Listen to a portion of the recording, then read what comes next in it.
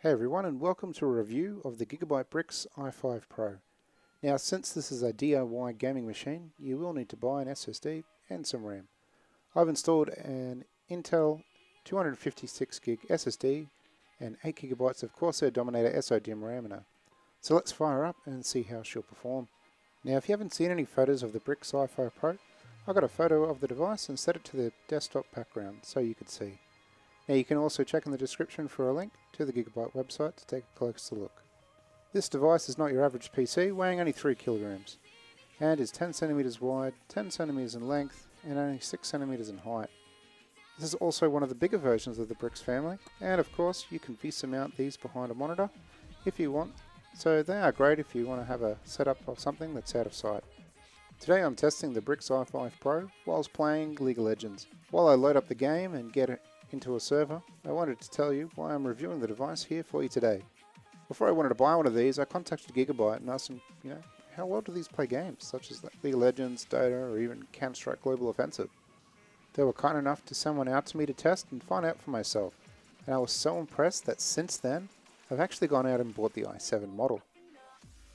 The lower end models are great for media PCs or even DIY Steam boxes for the lounge room. It's got Wi-Fi and Bluetooth, it's got 4 USB 3.0s, it's got 4K res output support on HDMI, which is insane. The device we're testing today is the Brix i5. It's got an Intel 4th Gen Core i5 processor clocked at 3.2 GHz. The graphics is actually on board with the Intel RS5200.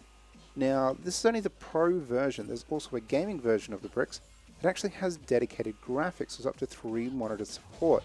So if you're interested in one of those, head on over to the Gigabyte website now and check out the specs.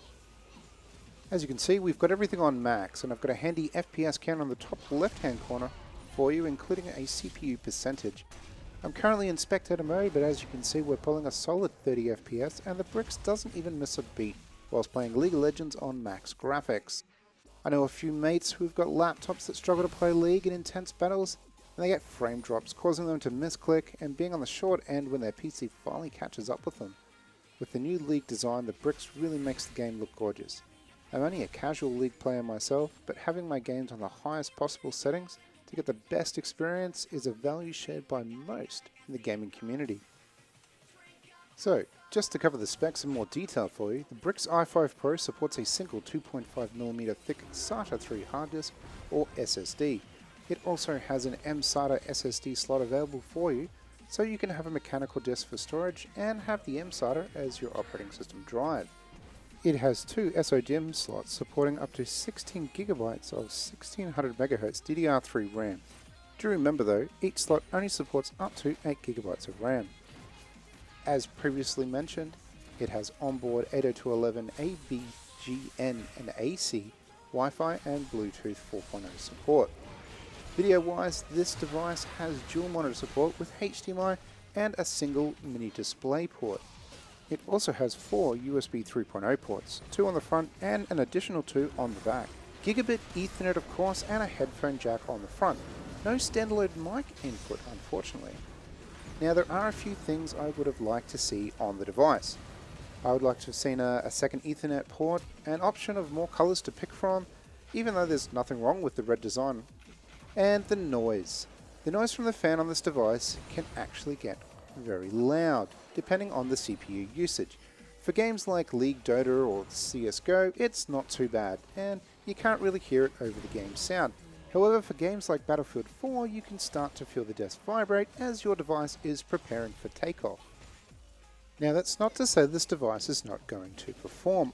I played Diablo 3 on max graphics for a few hours to see how hot the device would get and if it would impact performance during gameplay. I was surprised that the device itself wasn't very hot to the touch, and D3 kept smashing along like it was no one's business. In retrospect, the fan noise should not be a deal breaker on your decision. The features I enjoyed most about the device was the size, portability, 16GB RAM support, both mSATA and SATA 3 support, dual monitor support is also very nice, and the insane 4K res output puts this device ahead of most laptops and other DIY style PCs. The device is only 3 kilograms and most of the weight is attributed to the massive heatsink inside of it. It packs a punch at a small cost of the fan noise, but if you've got your headphones on like me with your game sound pumping, you're not even going to notice it. All in all, if you're in the market for a new LAN box because you don't want to cart your massive gaming machine around, then check out the Brix i5 Pro. If you want more monitor support or want to play more titles such as Battlefield 4 or The Witcher 3, etc., then you want to check out the gaming range of the Brix. All of the links are in the description below.